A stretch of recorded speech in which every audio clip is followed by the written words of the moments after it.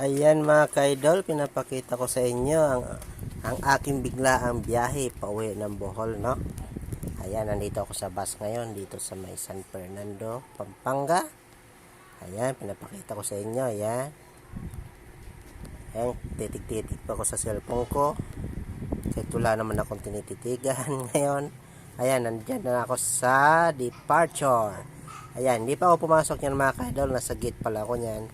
Pinapakita ko sa inyo ang oras ko na paaga ako. Akala ko matinding traffic kasi malakas ang ulan nga mga ka-idol, no?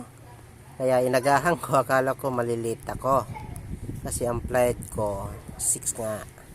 Kaya ayan, sinasabi ko dyan na ang sasakyan ko ay Air Asia mga ka-idol. Ayan na mga ka-idol, sa parte dito pumapasok na ako ng eroplano. Ayan, ito yung entrance ng eroplano. Papasok na ako. Sobrang boring ng biyahe ko, no mga ka-idol. Solo flight, walang dalang bag. May dala kong bag, hand carry, yung maliit. May isang damit lang na karga. Kasi round trip nga lang ang biyahe ko, no.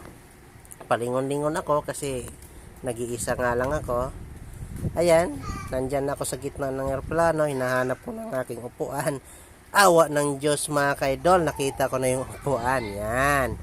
Bilang isang taong bundok, ipapakita ko sa inyo yung pilikpik ng eroplano. Pero sinasabi ko dyan, sobrang lakas ng ulan mga ka-idol. Kaya kinakabahan ako mga ka-idol. Ayan na, tumatakbo na naman. Ayan, ditong parte na to, tumatakbo na yung mga ka-idol. Ayan, yun yung pinakaayaw kong parte mga ka-idol, yung paglipad ng eroplano. Sumasakit talaga yung tiyan ko dyan mga ka-idol. Yan na, nagmamaniwa, gumagalaw na yung palikpik niya mga ka-idol, oh. Napansin niyo? Ayan, oh, malakas talaga yung ulan mga idol, bagyo yan eh. Ayun, nasa taas ako.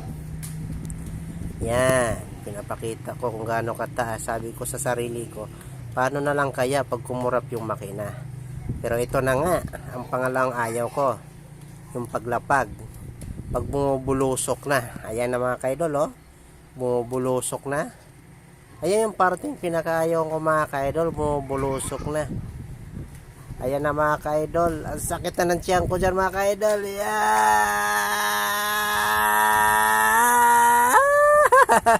Ayan, mawa na dyan mga ka-idol, nakalapag na rin.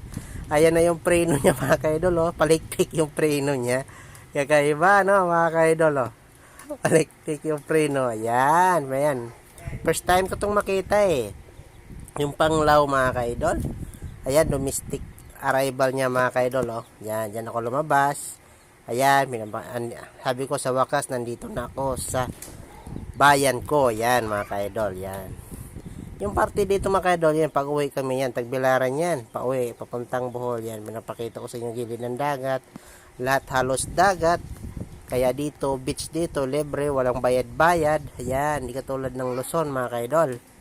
Kaya ayan, pinapakita ko yung malinis, yung ilog. Kaya hanggang doon lang muna ka-idol. Ayan, dito nagkikwento na naman ako. Kaya sabi ko, kasi parte na to, round trip lang talaga ako mga ka-idol. Round trip brom. Ayan, ito siya, sabi ko, para manuniwala kang round trip lang, galing ako sa aeroplano.